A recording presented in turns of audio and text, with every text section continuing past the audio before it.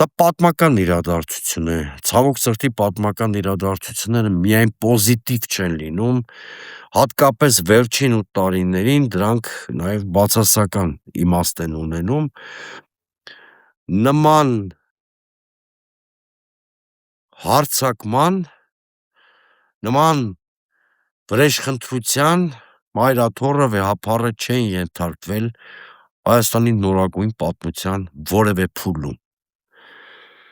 Անշուշտ Նիկոլ Փաշինյանի դիվային այս քայլը երկու նպատակ ունի, առաջինը վիժեցնել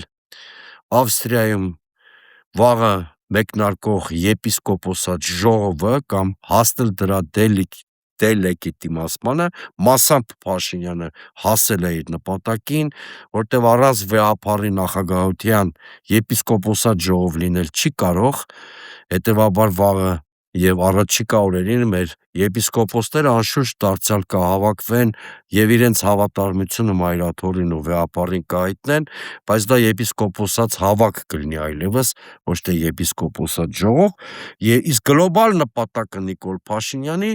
մնում է անփոփոխ, նա ամեն ինչ անում է եկեղեցու ինստիտուցիոնալ պառակտումը